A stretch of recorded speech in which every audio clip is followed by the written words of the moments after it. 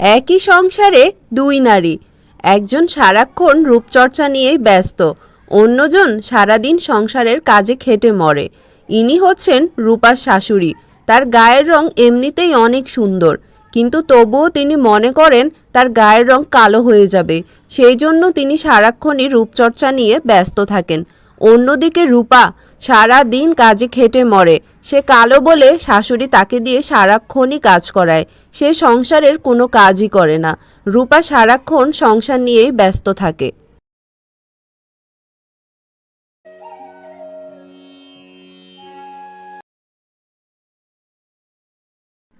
কেমন আছো ভাবি? অনেক দিন পর তোমার সাথে দেখা। এখন আর তো আমাদের ওদিকে যাওই না। ভালো আছি ভাবি। তা তুমি কেমন আছো? কি করে যাব তোমাদের ওদিকে? তোমার শাশুড়িটাকে দেখলে না আমার একেবারে গা জ্বালা করে। এই বয়সে এসে বউকে দিয়ে এত কাজ করায় আর নিজে সারাক্ষণ রূপচর্চা করে। ওনার এই বয়সে এসব করার কি দরকার বুঝি না। তুমি দেখে এত সহ্য করো, বুঝলে তো? আমি হলে কবেই এই বাড়ি ছেড়েই চলে যেতাম। কি করব বলো, আমার ভাগ্যটাই খারাপ। আমার গায়ের রং কালো তো, তাই জন্যই শাশুড়ি আমাকে একদমই পছন্দ করেন না। আর তাছাড়া উনি রান্না করলে, ঘরের কাজ করলে ওনার গায়ের রং কালো হয়ে যাবে, সেই জন্যই উনি ঘরের কোনো কাজও করে না, সারাক্ষণ রূপচর্চা নিয়েই ব্যস্ত থাকে।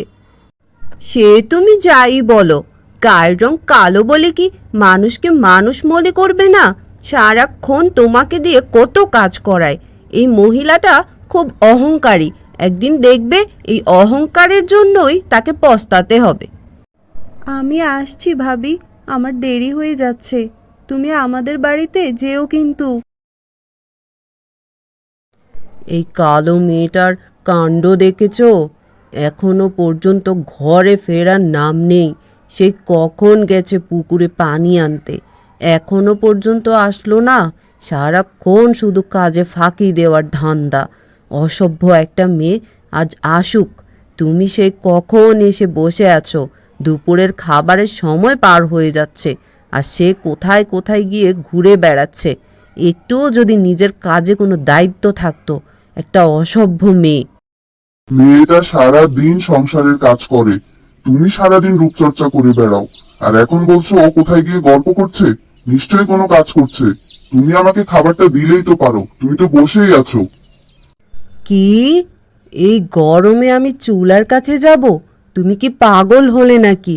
আমার এত সুন্দর গায়ের রং কালো হয়ে যাবে না? তুমি নিশ্চয়ই ওই মেয়েটার সাথে পরামর্শ করে আমার গায়ের রংটা কালো করতে চাও, তাই না?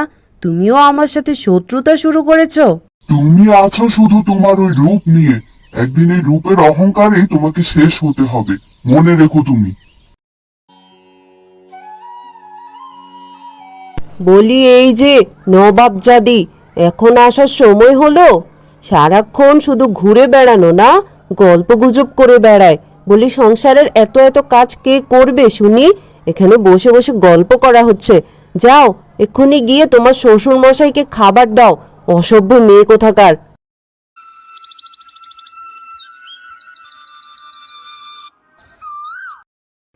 ছি ছি ছি ছি ছি ছি, আমার ভাইয়ের বউ কিনা দেখতে এমন কুৎসিত হবে আমি ভাবতেও পারছি না মা। অন্যদের ছেলের বউদেরকে দেখেছো তুমি? কত সুন্দর গায়ের রং, দেখলে মনে হয় যেন পুরো ঘর আলো করে আছে, আর আমাদের ঘর পুরো অন্ধকার হয়ে গেছে। এ কি মেয়ে বিয়ে করালে বলো তো? এ কথা আর বলিস না, তুই তো সবই জানিস মা। তোর বাবা আর ভাই মিলে এই কাজটা করেছে। বলে কিনা গায়ের রং কালো হলে কি হয়েছে, মেয়ে বড্ড ভালো। বলি ওরকম ভালোর কোনো দাম আছে বল দেখি? পুরো ঘর আমার অন্ধকার হয়ে গেছে। কি একটা বিয়ে করিয়ে আনলাম বলতো? আমার একটা মাত্র ছেলে। অন্যদের বউদেরকে দেখলে আমার গা জ্বলে যায়। কি ছেলেকে বিয়ে করালাম বলতো? এরকম একটা মেয়ের দিকে তাকানো যায়? আমার শাশুড়ি মা বারবার করে আমার ভাইয়ের বউকে দেখতে চেয়েছে। তুমিই বলো এইরকম একটা মেয়েকে আমি কিভাবে দেখাবো? ছি ছি ছি ছি। আমি বলি কি মা, তুমি বরং ভাইকে আরেকটা বিয়ে করাও। এইরকম একটা কালো মেয়েকে আমাদের ঘরের বউ হয়ে থাকবে? আমি ভাবতেই পারছি না। আমি আমার শ্বশুর বাড়িতে কি বলবো? লজ্জায় আমার মাথা কাটা যাচ্ছে। পাশের ঘর থেকে রূপা তার শাশুড়ি আর ননদের কথা শুনে ভীষণ কষ্ট পাচ্ছে। কালো হওয়াটাই যেন তার জীবনে এখন অভিশাপ হয়ে দাঁড়িয়েছে।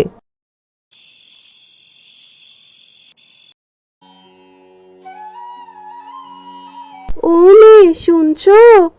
বলছি তোমাদের বাড়ি কোথায় গো? আমি বড়ই ক্ষুধার্ত। সারা দিন কাপড় বিক্রি করতে করতে ক্লান্ত হয়ে গেছি। একটু কিছু খাবার দিবে?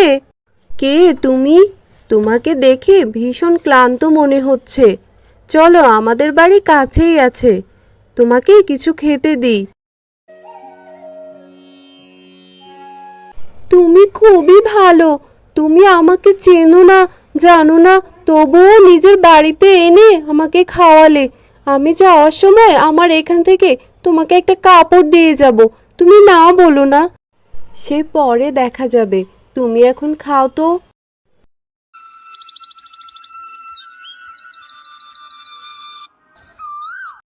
রূপা সেই লাল শাড়িটি যখন পরল,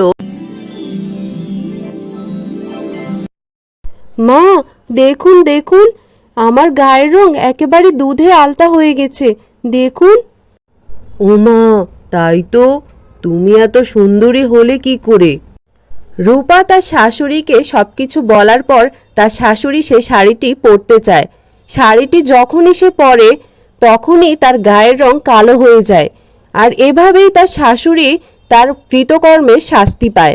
সারা জীবন তাকে এই কালো রূপ নিয়েই এখন বাঁচতে হবে। এটাই তার অহংকারের শাস্তি।